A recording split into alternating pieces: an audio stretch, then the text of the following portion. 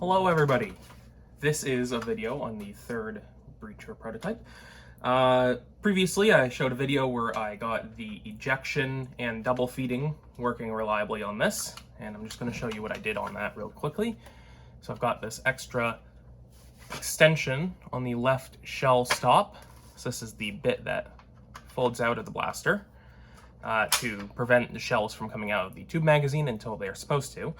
And what I did is I added a little extension there with a rubber band on it, just to see if extra spring force on that would solve the double feeding issue, and it seems to have helped quite a bit. So now I'm confident enough to do a full firing demo. So I've got a bunch of various shells. I've got rival balls in these three.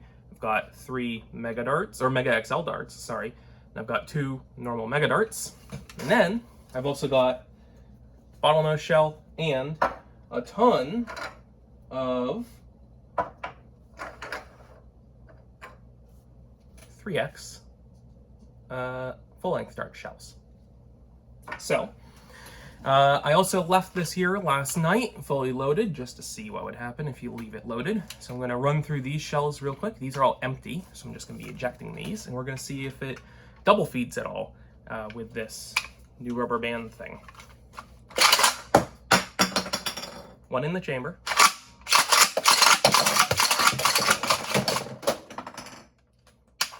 Seems to be good to me.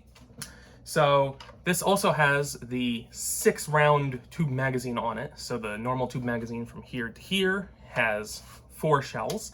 And then this extension makes it up to 6 shells. And then this is just taped on right now, but this would be glued into this muzzle. And this would have a printed piece on the end to seal off the end, and it would be about this long, not that long, about that long, I think. Anyway, so this is 6 shells in this, and we're gonna shoot through a bunch of shells today. Might as well start off with the bottlenose shell and maybe some 3X rival balls, just for fun. So I'm gonna stick the bottlenose shell in the chamber and then load rival balls down there. And let's see if I can get far enough back to get darts coming out the front of this on camera.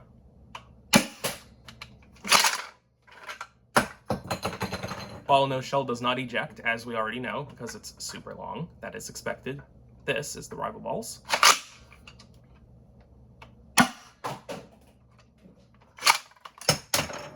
That works quite well.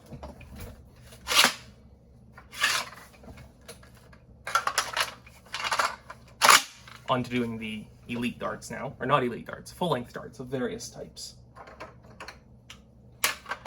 1, 2, 3, 4, let's put these over here, 5, and 6. So there is 6 shells in this.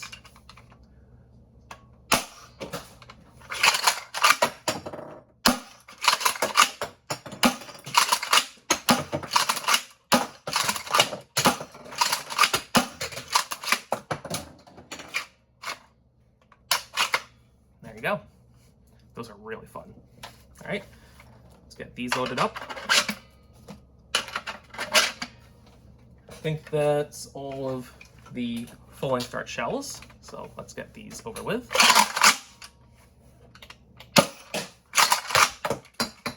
Let's try and get that spread on camera. No idea if that got picked up.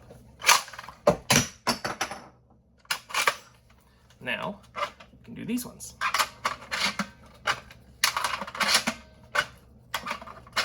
Those are 3 rival balls. It's going to be at the end.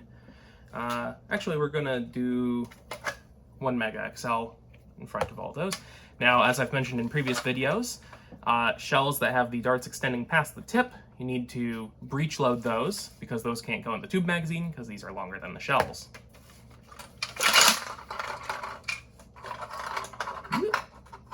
Because I held the blaster like this, that shell kind of popped up like that vertically.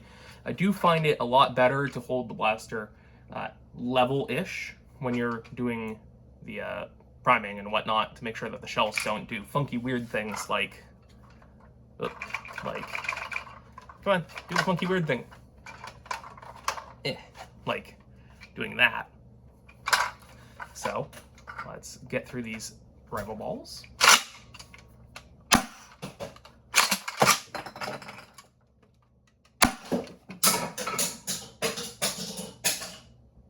I knocked over something. I don't know what.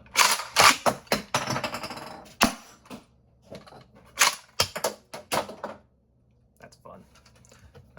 Rival. Or not rival. Mega XL.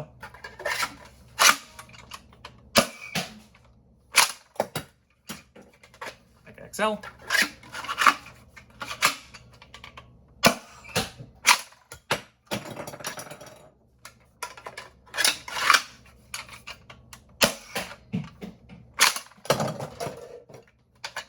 Mega.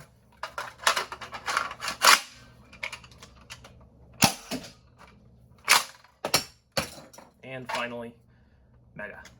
And this is a accurate Mega. There we go.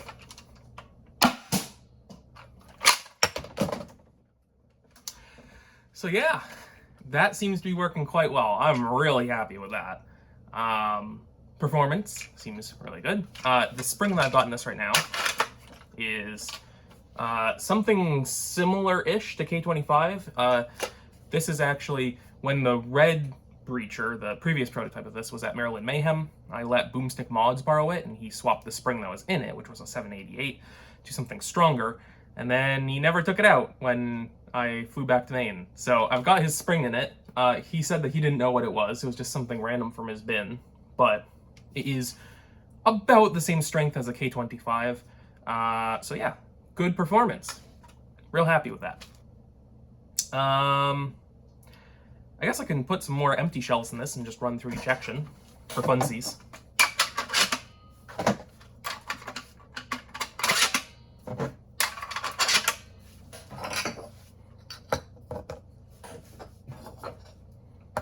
This is really fun to just dry cycle through. I love it.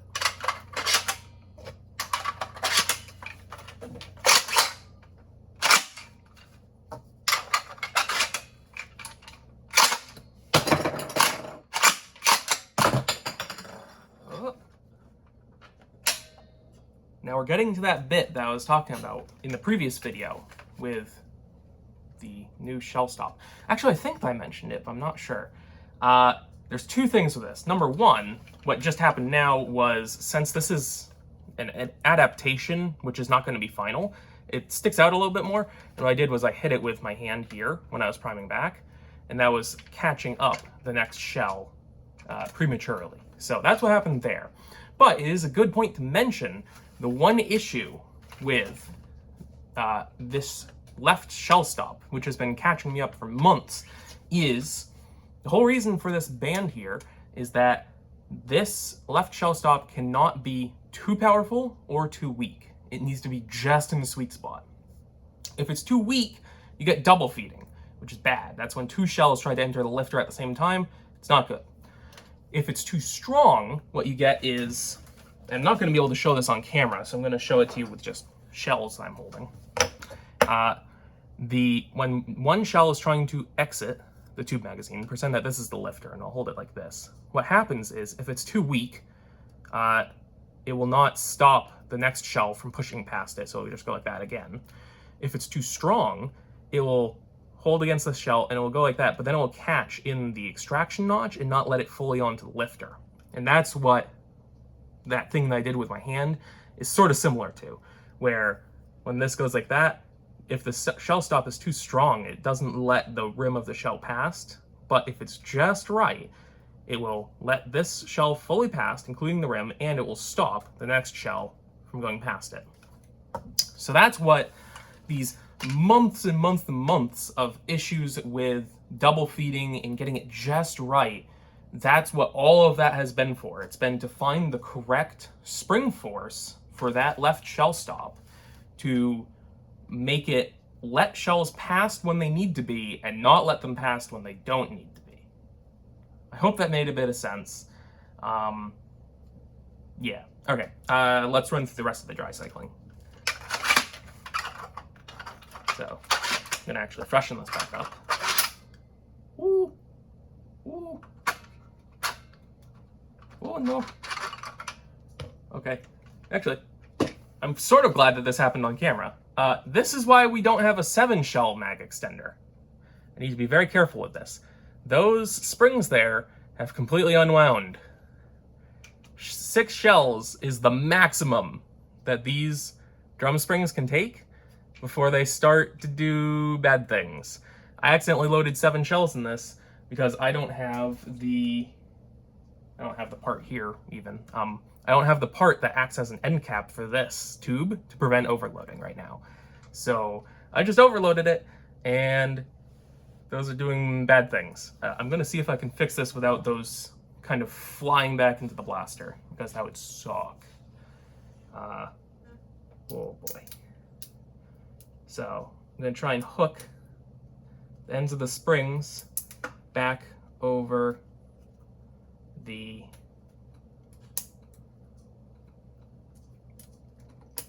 roller bits on the follower. Ooh boy. Okay. Seem to have solved that. There we go. Okay. So now you see on camera why not to do a 7-shell extended tube mag. I'm kind of glad that happened on camera because someone was asking about that. Why don't you just do 7? That's why. These springs are not long enough at maximum extension to handle 7. They will unwind, and that's bad. So unless you want to get custom length coil springs, no 7 shells. Also, 7 shells would be way too long because even this is pretty darn long. That's pretty long, pretty far out there. So I don't think that you want a 7 shell. Anyway, I keep saying I'm going to run through the dry cycling, and this time I'm actually going to, I hope.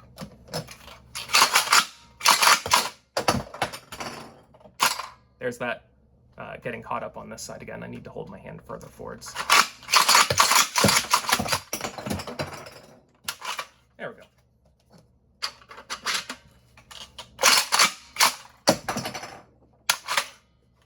So there's that third prototype firing demo.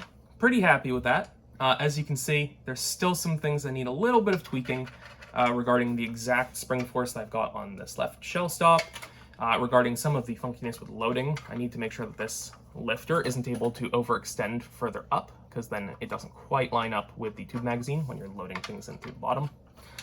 I definitely need to finish up the end cap for this thing and glue it on so that spring breakage doesn't happen again. Other than that, really happy with this. I think that within this month, it's going to be ready for beta testing. Again, closed beta, non-public, but I'm looking forward to that. I think that people are going to have fun with it.